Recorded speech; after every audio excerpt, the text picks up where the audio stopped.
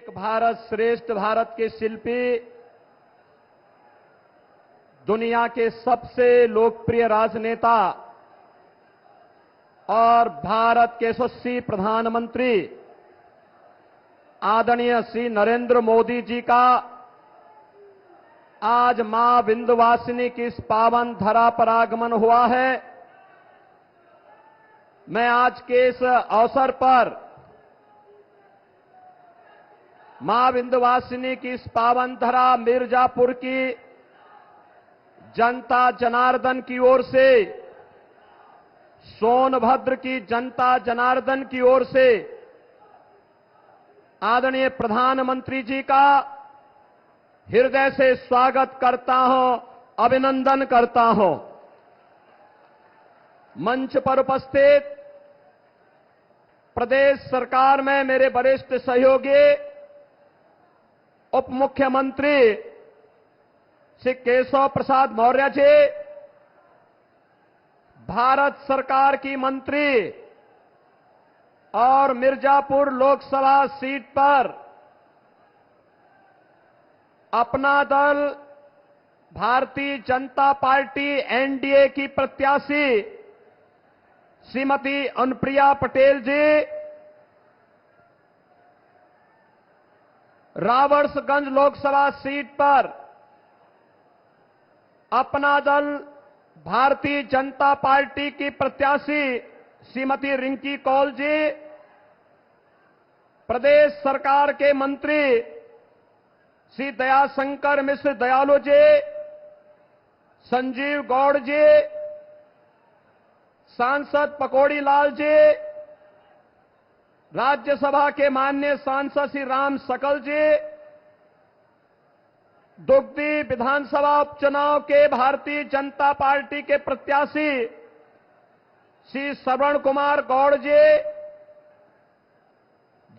मंच पर उपस्थित भारतीय जनता पार्टी और एनडीए के हमारे सभी माननीय जनप्रतिनिधिगण, सभी पदाधिकारीगण और भारी संख्या में अपने नेता का अभिवादन करने के लिए, अभिनंदन करने के लिए उपस्थित सभी मिर्जापुर और रावर्सगंज से जुड़े हुए मेरे भाइयों बहनों, मैं आदरणीय प्रधानमंत्री जी का आज लोकसभा चुनाव 2024 अंतिम चरण के चुनाव में मिर्जापुर की इस पावन धरा पर आगमन पर हृदय से स्वागत करता हूं, अभिनंदन करता हूं। बहनों और भाइयों, ये हम सबका सौभाग्य है कि हम सबको आदरणीय मोदी जी के नेतृत्व में नए भारत का दर्शन हम कर रहे हैं। एक ऐसा भारत जो आज दुनिया की एक महाशक्ति बनने की ओर अग्रसर हुआ है। एक ऐसा भारत जो दुनिया के अंदर अपना सम्मान मजबूती के साथ बढ़ाया है। 10 वर्ष में जिस भारत ने अपनी सीमाओं को सुरक्षित किया है, 10 वर्ष के अंदर जिस भारत ने विकास के नए नए प्रतिमान स्थापित करने का काम किया है, 10 वर्ष के अंदर गरीब कल्याणकारी योजनाओं के माध्यम से चेहरा देख करके नहीं, जाति मत और मजहब देख करके नहीं, बल्कि सबका साथ और सबके विकास के मंत्र के माध्यम से 140 करोड़ जनता को परिवार मान करके भारत के विकास में उनका योगदान हो सके और भारत अपने नागरिकों के जीवन में खुशहाली ला सके, इस विश्वास के साथ कार्य किया है। बहनों और भाइयों, आज इस नए भारत में विरासत है तो विकास भी है, सुरक्षा है तो सम्मान भी है, गरीब कल्याण है तो समाज के अंतिम पायदान पर बैठे हुए व्यक्ति को अंत्योदय से राष्ट्रोदय की इस यात्रा के साथ उसको भी सहभागी बना करके इस कार्यक्रम को आगे बढ़ाने का कार्य आदरणीय मोदी जी के नेतृत्व में भारत बखूबी आगे बढ़ा रहा है। बहनों और भाइयों, देश और दुनिया के भारत आज दुनिया के अंदर सम्मान प्राप्त किया है और उत्तर प्रदेश ने आदरणीय प्रधानमंत्री जी के मार्गदर्शन और नेतृत्व में जो यात्रा प्रारंभ की है, हमारा ये मिर्जापुर जनपद, सोनभद्र जनपद उसका उदाहरण है। आपने देखा होगा काशी में काशी विश्वनाथ धाम है, आज नए रूप में पूरी दुनिया को अपनी ओर आकर्षित कर रहा है। तो अयोध्या में मर्यादा पुरुषोत्तम प्रभु श्री राम की पावन जन्मभूमि अयोध्या 500 वर्षों का इंतजार समाप्त करते हुए भगवान श्री राम लला को विराजमान करने का काम भी अयोध्या धाम में आदरणीय मोदी जी के नेतृत्व में संभव हो पाया है। और यह विंध्यवासिनी का धाम, जहां पे पहले नवरात्रि के दौरान लोग सशंकित रहते थे, पता नहीं कब क्या हो जाए। बहनों और भाइयों, आज विंध्यवासिनी धाम में भी मां विंध्यवासिनी का कॉरिडोर अंतिम यानी वो कार्य पूरा होने के अंतिम छोर में है और अब लाखों श्रद्धालु मां विंध्यवासिनी का दर्शन कर सकता है। रोपवे की सुविधा त्रिकोण में उपलब्ध हो रही है।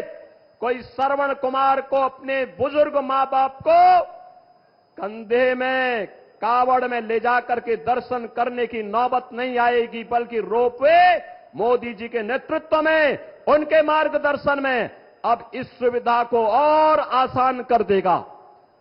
बहनों और भाइयों, विकास की यात्रा कोई सोचता था इस जनपद में और सोनभद्र जनपद में ही मेडिकल कॉलेज बनेगा, कोई सोचता था इस कमिश्नरी में विश्वविद्यालय बनेगा, कोई सोचता था यहां के गरीबों के मकान बन पाएंगे।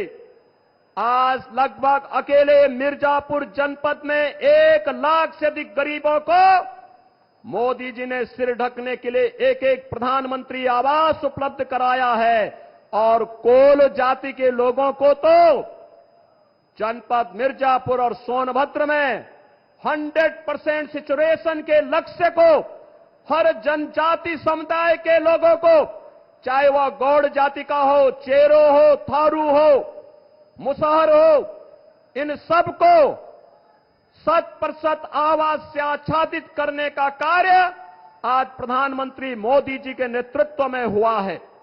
बहनों और भाइयों, ये मई का महीना है। याद करिए 2014 के पहले एक एक बूंद पानी के लिए यहां की आम जनता तरसती थी। आजादी के 70 वर्षों तक ये चलता रहा, लेकिन हम आभारी हैं मोदी जी के, जिन्होंने हर घर नल की योजना से आज मिर्जापुर और सोनभद्र को भी सिचुएट करने का काम किया है। और बहनों और भाइयों, इसीलिए हम कहने के लिए आए हैं, चुनाव के 6 चरण पूरे हो चुके हैं। 7वें चरण में आपको 1 जून को मतदान करना है। बहनों और भाइयों, मैं आपसे ये अपील करने के लिए आया हूं, देश की जो आवाज है, उत्तर, दक्षिण, पूरब, पश्चिम, कहीं भी हम जाते हैं, कश्मीर से लेके कन्याकुमारी तक, कामरूप से लेके कच्छ तक, एक ही आवाज है, एक ही स्वर है, एक ही नारा है, और वह है कि फिर एक बार और अब की बार 400 पार। तो 400 पार के इस अभियान में मिर्जापुर और रावड़गंज में भी एनडीए के प्रत्याशी विजयी होने चाहिए। इस बात का आश्वासन मोदी जी को आज यहां की जनता जनार्दन की ओर से चाहिए। और बहनों और भाइयों, मैं तो आपसे यही कहने के लिए आया हूं, ये कांग्रेस और समाजवादी पार्टी के लोगों ने आजादी के बाद सर्वाधिक समय तक देश में भी और प्रदेश में शासन किया, जिन लोगों ने आपको एक एक बूंद पानी के लिए तरसाया था, जिन लोगों की नीतियों के कारण यह क्षेत्र नक्सलवाद की चपेट में आया था, जिन लोगों ने आपको विकास से वंचित किया था, जिन लोगों ने आके संसाधनों पर माइनिंग माफिया को यहां पर कब्जा करने की खुली छूट दी थी, जिन लोगों ने मेडिकल कॉलेज के लिए मिर्जापुर को और सोनभद्र को तरसाया था, जिन लोगों ने आपको विश्वविद्यालय के लिए तरसाया था, यह सही समय है। और मोदी जी जो कहते हैं कि यही समय है, सही समय है, उनको अपने वोट के लिए तरसाइए, उनको इस बात के लिए तरसाइए कि तुमने हमारी पीढ़ियों को खराब किया है, अब तुम्हें भारत की राजनीति से विदा करने के लिए मोदी जी के नेतृत्व में एनडीए कार्य करेगा, एक एक जनता जनार्दन कार्य करेगी। और इसी विश्वास के साथ हम आए हैं कि मिर्जापुर लोकसभा सीट पर केंद्रीय मंत्री श्रीमती अनुप्रिया पटेल जी को अपना दल इसने प्रत्याशी बनाया है और मोदी जी अपना आशीर्वाद और समर्थन के साथ ही आप सबसे आह्वान करने के लिए आए हैं कि आपका आशीर्वाद तीसरी बार अनुप्रिया जी को प्राप्त हो। रावणगंज लोकसभा सीट पर श्रीमती रिंकी कौल को अपना दल ने प्रत्याशी बनाया है। प्रधानमंत्री जी अपना आशीर्वाद देने और आपसे प्रत्याशी के लिए आशीर्वाद मांगने के लिए आज यहां पर आए हैं। और आप सबसे हमारी अपील है कि यहां का जो चुनाव चिन्ह है कप प्लेट है, कप प्लेट पर जो भी वोट इन दोनों सीट पर मिर्जापुर और रावणगंज पर पड़ेगा, यह सीधे मोदी जी के पास जाएगा, मोदी जी की ताकत को दिल्ली में बढ़ाएगा। और दुगदी उपचुनाव में भारतीय जनता पार्टी ने श्री श्रवण कुमार गौड़ को कमल चुनाव चिन्ह के साथ अपना प्रत्याशी बना करके उतारा है। मेरी आप सबसे अपील है, दुगदी उपचुनाव में श्रवण कुमार गौड़ को भी भारी बहुमत से विजयी बना करके विकास के साथ विरासत के इस अभियान को आगे बढ़ाने के क्रम में आप फिर एक बार 400 पार के इस लक्ष्य के साथ आगे बढ़ेंगे। मैं एक बार आप सभी मिर्जापुर और सोनभद्र वासियों की ओर से आदरणीय प्रधानमंत्री जी का यहां पर मां विंध्यवासिनी की इस पावन धरा पर हृदय से स्वागत करता हूं, अभिनंदन करता हूं। धन्यवाद। जय हिंद, जय श्री राम।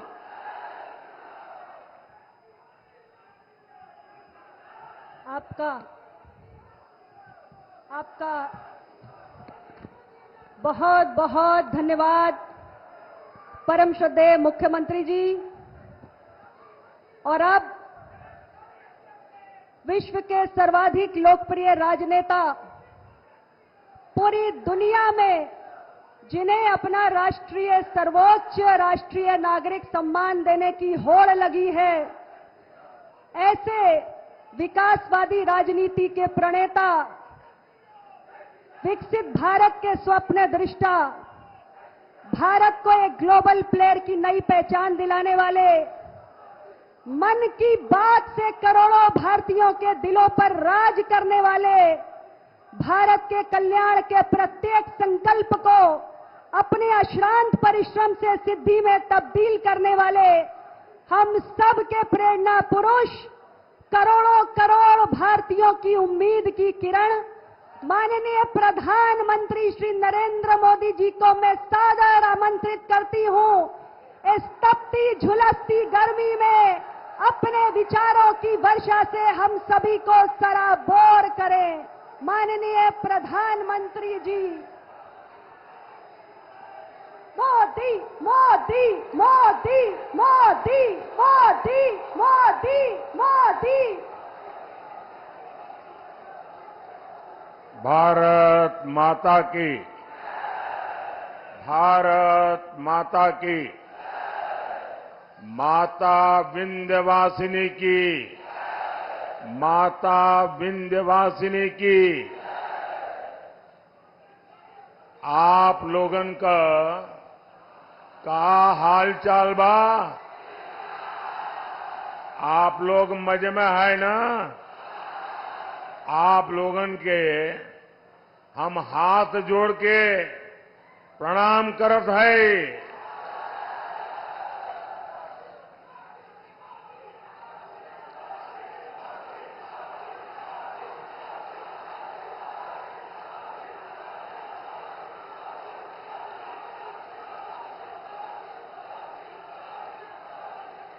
जय श्री राम। मां विंध्यवासिनी, माता बड़ी शीतला, मां अष्टभुजा और काली खो माता की पुण्य भूमि को मेरा शत शत प्रणाम।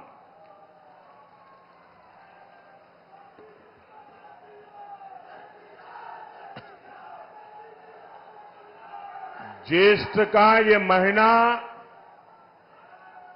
हमारी परंपरा में विशेष होता है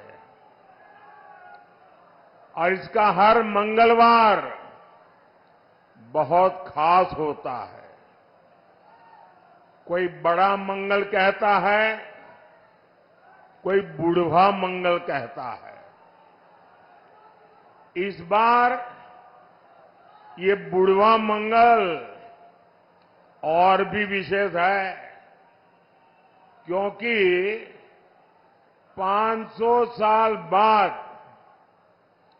ये पहला बड़ा मंगल होने वाला है जब बजरंगबली के प्रभु राम अयोध्या में अपने भव्य मंदिर में विराजे होंगे।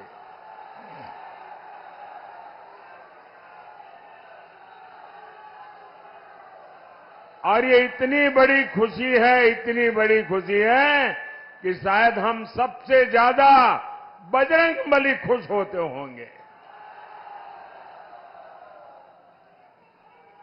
भाई बहन, जरा मेरे एक सवाल का जवाब देंगे आप?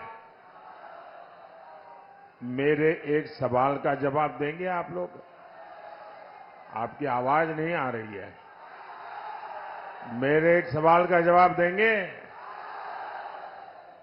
500 साल बाद अयोध्या में भव्य राम मंदिर, बजरंगबली की खुशी, ये मंगल अवसर किसके कारण आया? किसके कारण आया? किसके कारण आया? किसके कारण आया? ये पुण्य काम किसने किया? ये पुण्य काम किसने किया? आपका जवाब गलत है। आपको भी पता नहीं है कि इतना बड़ा पुण्य काम आपके एक वोट ने किया है। ये आपके वोट की ताकत है कि आज राम मंदिर भी बना है और जैसा योगी जी ने कहा, यहां मां विंध्यवासिनी का भव्य नव्य कॉरिडोर भी बन रहा है। और संयोग देखिए,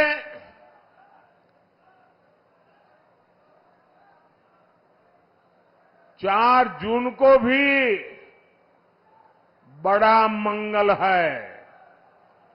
ये जो कुछ नौजवान चित्र लेकर के आए हैं, वो हमारे साथी कलेक्ट कर लेंगे।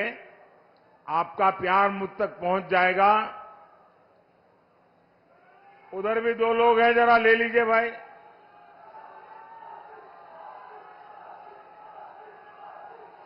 आप सबको संतोष हो गया? धन्यवाद जी। साथियों, 4 जून को बड़ा मंगल के दिन फिर एक बार, फिर एक बार, फिर एक बार 6 चरणों में देश ने तीसरी बार बीजेपी एनडीए की बहुत मजबूत सरकार बनाना पक्का कर दिया है। भाइयों और बहनों, भारत ने तीसरी बार मोदी सरकार बनाने का मन क्यों बनाया? इसका सीधा सीधा कारण है नेक नियत, नेक नीतियां और नेशन फर्स्ट, मेरा देश सबसे ऊपर, राष्ट्र निष्ठा। आप मुझे बताइए साथियों, आप जरा एक एक चीज में बात करता हूं ना, मैं भाषण नहीं करूंगा आज आपसे बातें करूंगा, ठीक है? चलेगा ना? अच्छा, आप मुझे बताइए, जरा सोचिए, आप अपना घर बनाते हैं और घर बनाने के लिए किसी मिस्त्री को लगा देते हैं। ये नारे वगैरह बताइए, लेकिन बीच बीच में जब जगह हो न तब बुलाइए, ठीक है? और फिर 1 जून को भी करना पड़ेगा, 4 जून को तो बहुत ज्यादा करना पड़ेगा, तो थक जाओगे। अच्छा, हम अपना घर बनाते हैं, हम अपना घर बनाते हैं और एक मिस्त्री या किसी काम करने वालों को तय करते हैं।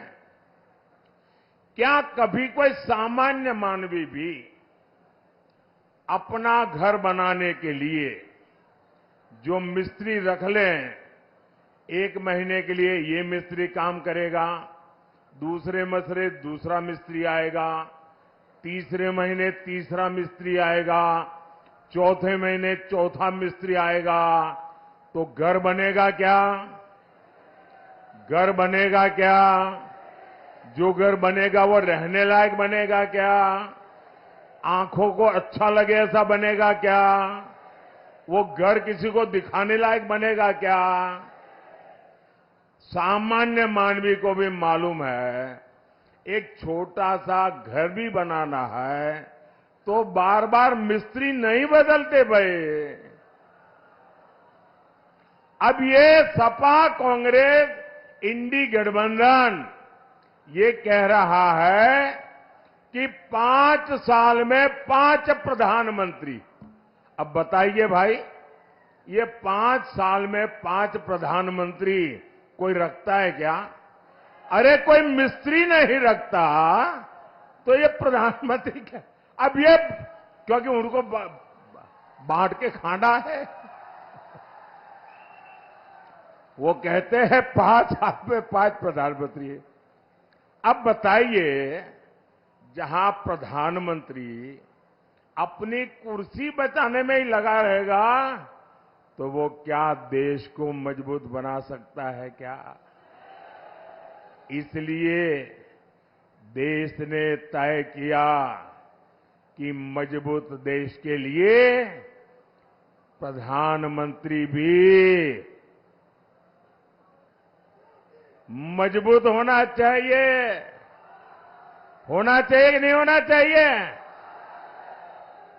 तभी एनडीए को इतना भारी जनादेश मिल रहा है।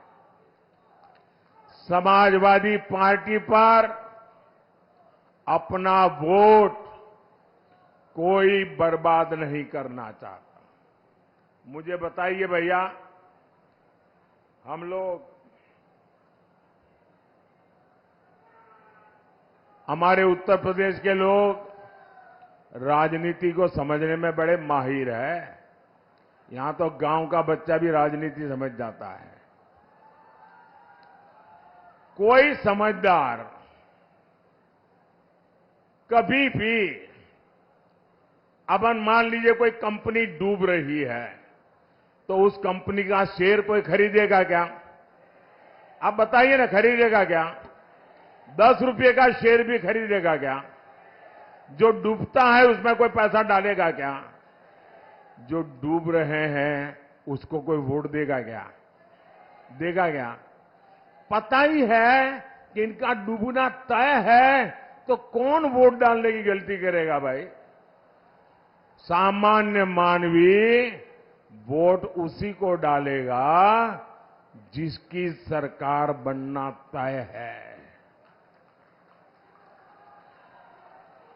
आप बताइए, आप मिर्जापुर में चौराहे पर जाके खड़े रहिए, किसी भी 100 लोगों को पूछिए कि मैं बताओ भाई किसकी सरकार बनेगी, 90 लोग क्या बोलेंगे बताइए? क्या बोलेंगे? तो फिर वोट उसको ही देना चाहिए, नहीं देना चाहिए? उसको ही देना चाहिए, नहीं देना चाहिए? वोट बर्बाद करना चाहिए क्या? भाइयों और बहनों, इंडी गठबंधन वालों को देश अच्छी तरह जान गया है। ये लोग गौर सांप्रदायिक हैं, ये लोग गौर जातिवादी है, ये लोग गौर परिवारवादी है। जब भी इनकी सरकार बनती है तो इसके आधार पर ही फैसला लेते हैं। अभी देखिए, यहां पर चुनाव हुए, हमारे यादव समाज में इतने होनहार लोग हैं, इतने होनहार लोग हैं, लेकिन उन्होंने अपने परिवार के लोगों को ही टिकट दिया, बाहर के एक भी को नहीं दिया। साथियों, इतने दशकों तक देश ने बम धमाके झेले हैं, आतंकवाद ने सैकड़ों जीवन तबाह किए हैं, और हमारे सपा वाले क्या करते थे? कानून व्यवस्था और समाजवादी पार्टी का 36 का आंकड़ा है। जो आतंकी पकड़े जाते थे उनको भी ये सपा वाले छोड़ देते थे। जो पुलिस अफसर इसमें आनाकानी करता था, सपा सरकार पुलिस वाले को सस्पेंड कर देती थी कि तुमने आतंकवादी को पकड़ा, जो घर जाओ। साथियों, मिर्जापुर को तो इन्होंने बदनाम करके रखा था। इन्होंने पूरे यूपी को, पूर्वांचल को माफिया का सुरक्षित ठिकाना बना दिया था। जीवन हो या जमीन, कब छिन जाए कोई नहीं जानता था। और सपा सरकार में माफिया को भी वोट बैंक के हिसाब से देखा जाता था। अब ऐसा नहीं है। अब हां, हमारे योगी जी और उनकी पूरी सरकार मेरा जो स्वच्छता अभियान है उसको बड़ी बहादुरी से आगे बढ़ा रहे हैं। यहां पर यहां बराबर सफाई चली है।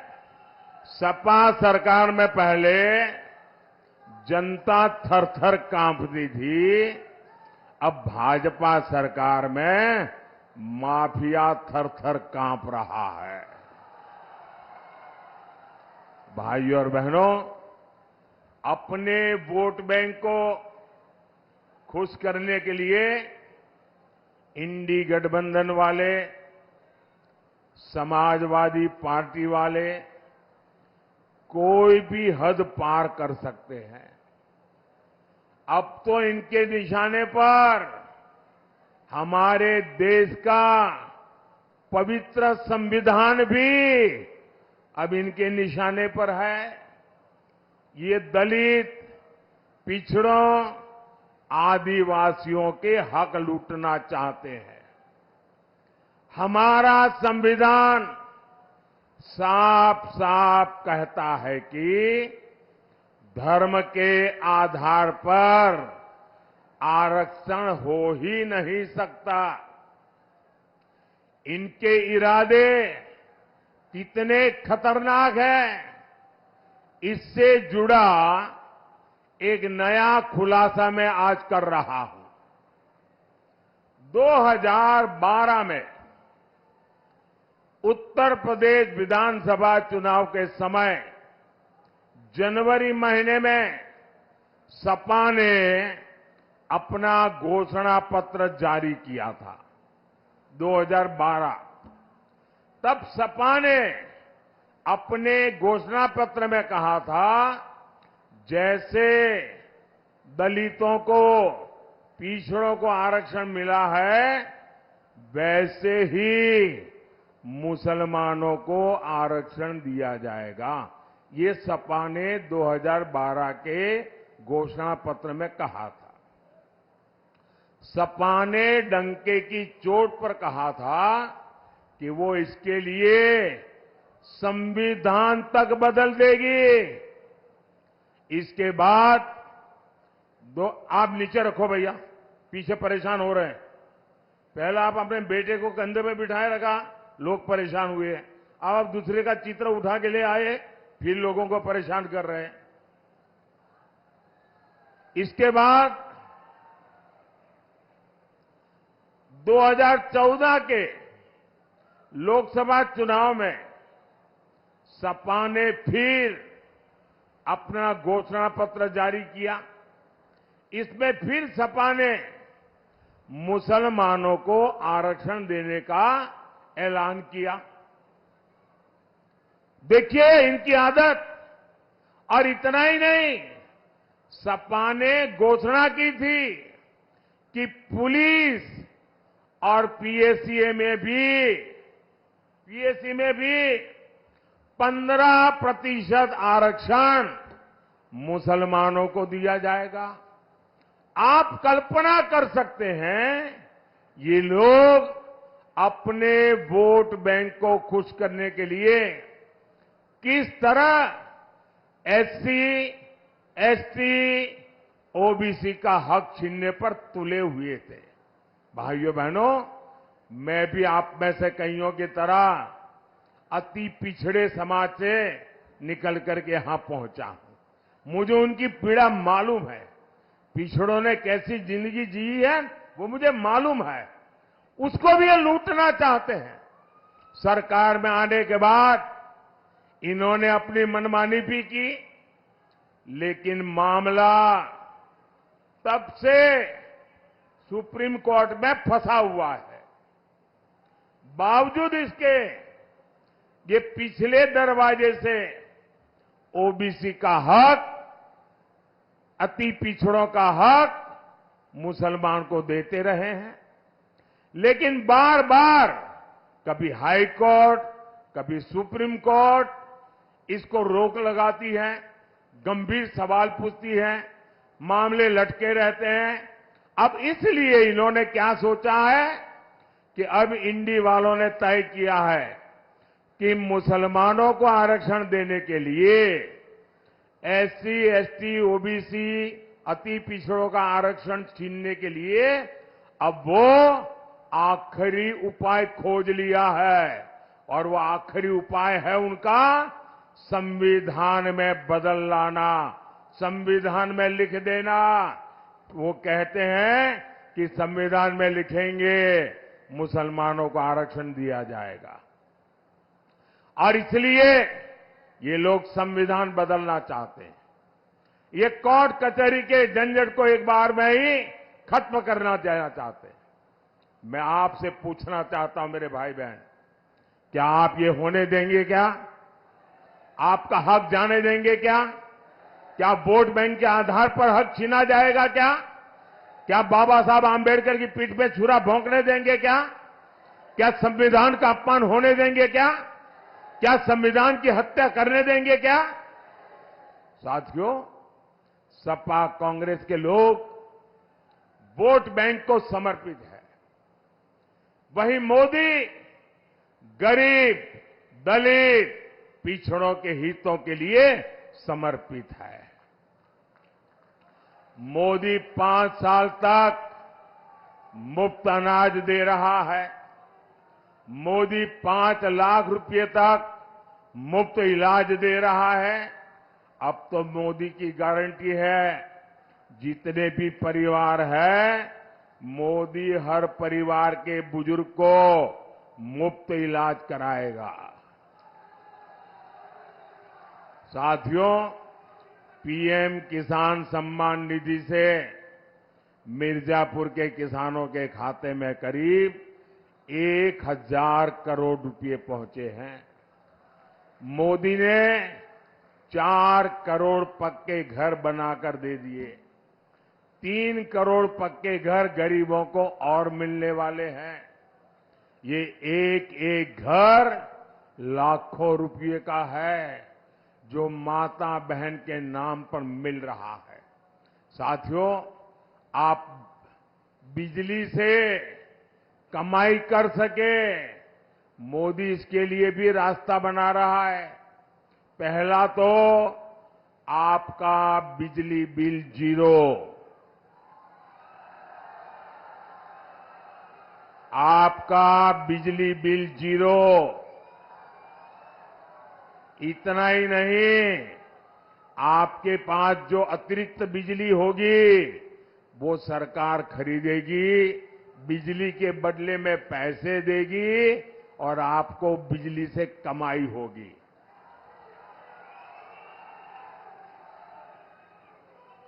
और इसलिए मोदी ने पीएम सूर्यघर मुफ्त बिजली की योजना शुरू की है। ये शुरू कर दिया है, वादा नहीं कर रहा हूं, गारंटी चालू हो गया काम। आप ऑनलाइन जाकर के रजिस्ट्री करवा दीजिए। और ये काम करने के लिए हमारी सरकार आपके घर के छत पर सोलर पैनल लगाने के लिए हर घर को 75,000 रुपये तक देगी। हर घर को सरकार के पैसों से सोलर पैनल लगेगा और उससे बिजली से आपको कमाई होगी। बताइए, आपको डबल मुनाफा है कि नहीं है? मुफ्त बिजली का लाभ है कि नहीं है? भाइयों और बहनों, ये क्षेत्र हमारे हस्तशिल्पियों का, कलाकारों का, विश्वकर्मा परिवारों का क्षेत्र है।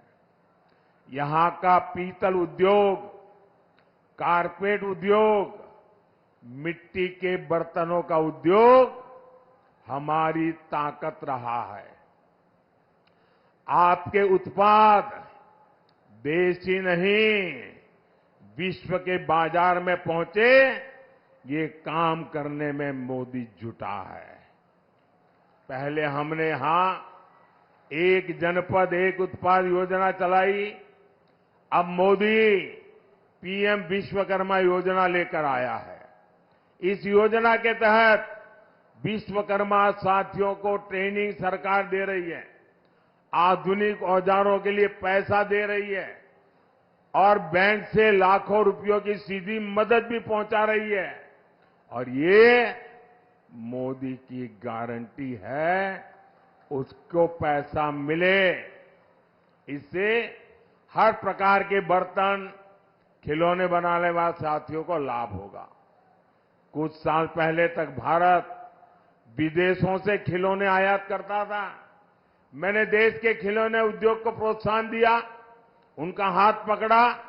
आज भारत के खिलौने पूरी दुनिया में पहुंच रहे हैं।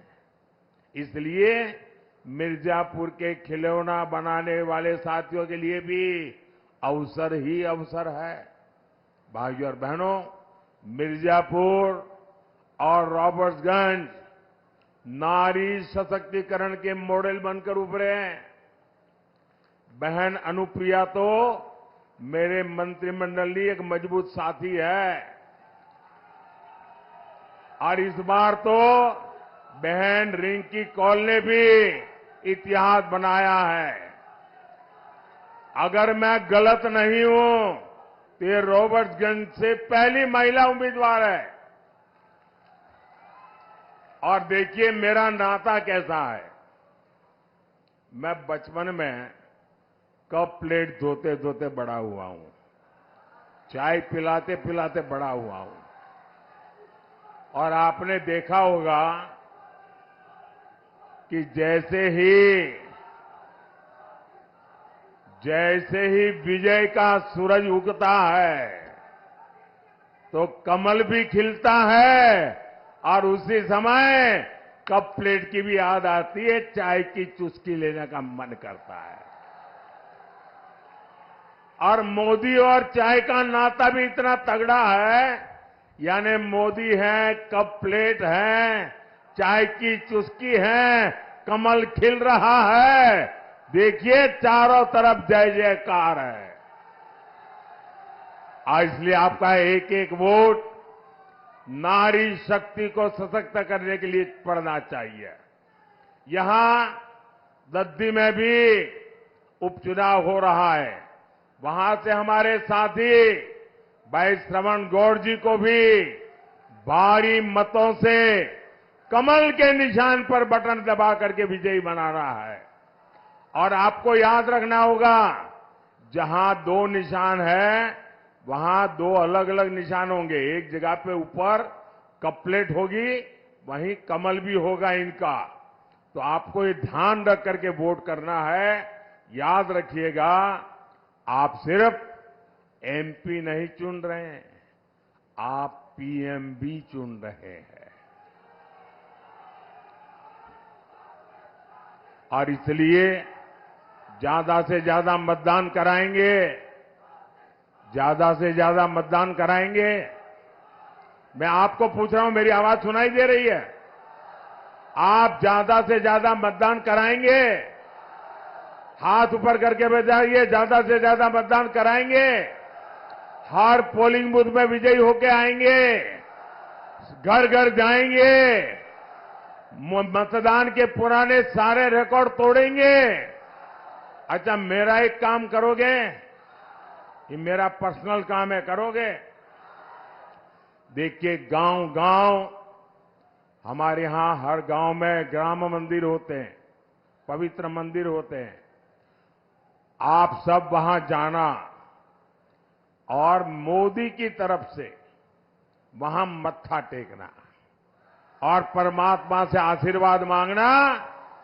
मोदी के लिए नहीं, मोदी के परिवार के लिए नहीं, 140 करोड़ देशवासियों के लिए विकसित भारत बनाने के लिए आशीर्वाद मांगना। मांगेंगे? हर मंदिर में जाएंगे, हर तीर्थ स्थान में जाएंगे, श्रद्धा पूर्वक परमात्मा से प्रार्थना करेंगे। बोलिए भारत माता की, भारत माता की। बहुत बहुत धन्यवाद।